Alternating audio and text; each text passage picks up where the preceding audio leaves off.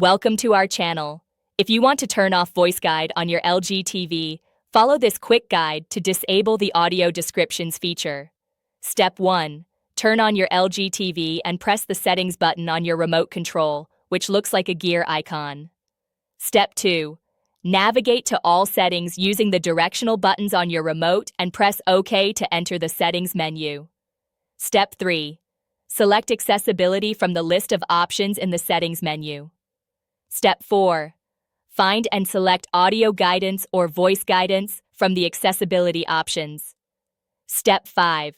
Toggle the audio guidance or voice guidance option to off using the OK button on your remote. Step 6.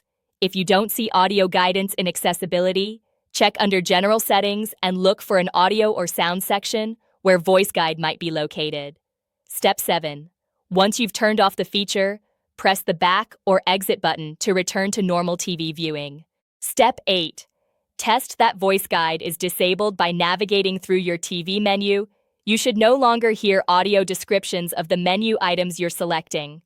Don't forget to like this video and subscribe to our channel.